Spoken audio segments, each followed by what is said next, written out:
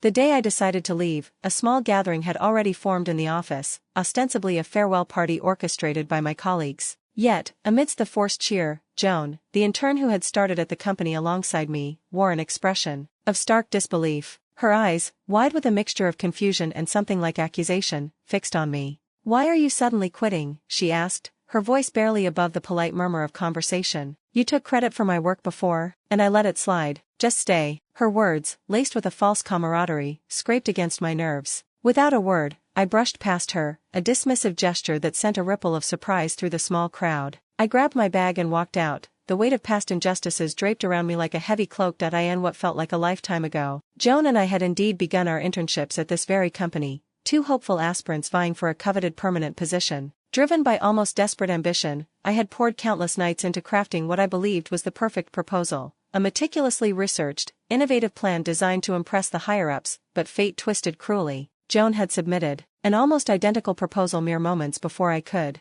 The fallout was swift and brutal. I was branded a plagiarist, a leech preying on others' ingenuity. Isolation became my constant companion, punctuated by the venomous whispers and averted gazes of colleagues. The situation escalated to a terrifying climax when one of Joan's fervent admirers, a man consumed by an unhealthy obsession, deliberately ran me over with his car. The next thing I knew, I was emerging from a disoriented haze, back in the familiar sterile office environment. The date on the corner of my computer screen confirmed it, the very day of the plan submission. Joan sat at the adjacent desk, her face lit with the warm glow of the supervisor's approval. A small, shy smile played on her lips as the supervisor's voice echoed. "Joan, your proposal is excellent," he declared, tone effusive. "You've considered the market aspects thoroughly. It's practically flawless. Everyone should learn from it." The sound of his praise sent a jolt through me, the phantom sensation of the car's impact still echoed chillingly in my body. I snapped my head up, taking in the fluorescent-lit office. It was undeniably the same day, the moment before my carefully constructed future had crumbled, Joan added,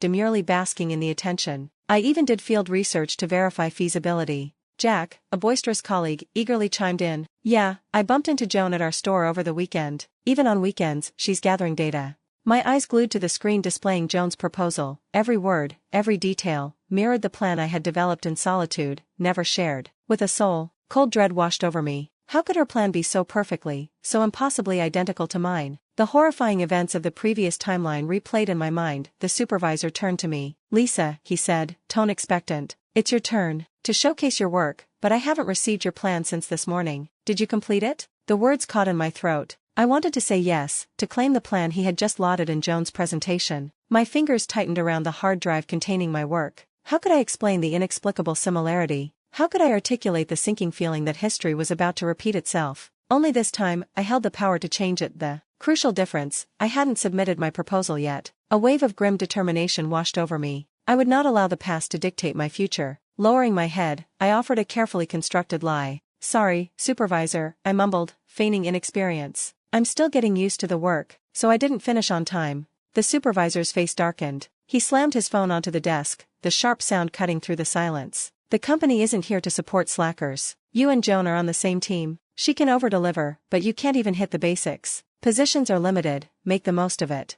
I remained silent, eyes fixed on the floor. Jack, ever the supervisor's loyal follower, seized the opportunity to show the difference. "There's the difference right there," he sneered at me. Joan nudged him, offering a saccharine smile. "That's because of your great teaching." Watching their orchestrated display, a bitter laugh echoed in my mind. In the previous timeline, the discovery of our identical plans had ignited a fierce confrontation. Desperate to clear my name, I had presented my extensive groundwork. Just when I thought Joan was cornered, she produced an equally convincing set of evidence, with Jack offering unwavering support. His endorsement cast me as the guilty party. Whispers followed. "Haven't seen someone steal work outright in ages? Better keep my distance. People like that should be fired." I felt the walls closing in, and Joan, master of manipulation, burst into tears, accusing me of plagiarizing her work. Furious and defeated, I stormed out, only to be pursued by Jack, who demanded an apology. My refusal was met with violence in the parking lot. It was only afterwards, lying injured and bewildered, that I realized Jack's obsessive infatuation with Joan. But this time,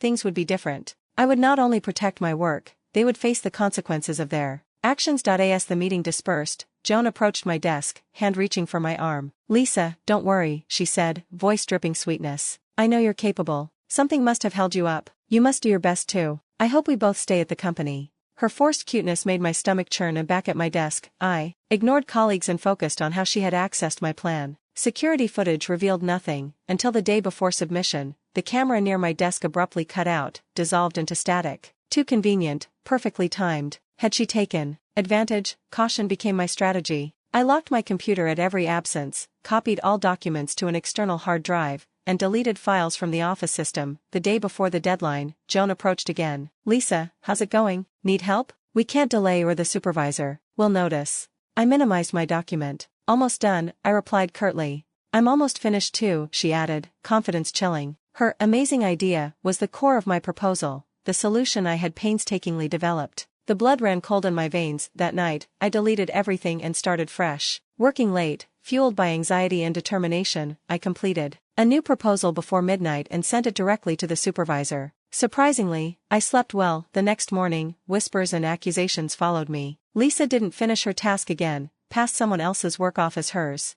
I ignored them. The supervisor called me in, Joan already inside, eyes red and swollen. "Lisa, tell the truth. Did you use Joan's proposal?" The plunge into icy water. I hadn't. I had deleted the original, knowing she would mimic it, and hastily cobbled a flawed version. The supervisor revealed both proposals. Joan's mirrored my deliberate mistakes, proof she copied obsessively. I unclipped my badge, tossing it onto the desk. "I have nothing more to say," I stated firmly. "What I create is mine. I resign. Please approve my letter promptly." I walked out. Joan chased me, dramatic and pleading. I ignored her, stepping aside and continuing. Her voice rose in desperation. I finally slapped her, the sharp crack resonating through the office. Colleagues stared. Jack rushed over, demanding apologies, his face blazing with possessive fury. I offered a perfunctory sorry, feigning remorse. Joan begged me to stay, but I played along, feigning distress. "Staying here isn't likely. Leaving now is better than being kicked out later," I said, with a saccharine smile. "By the way, isn't Nick interested in you? Invite me to the wedding." Jack, pleased, relaxed.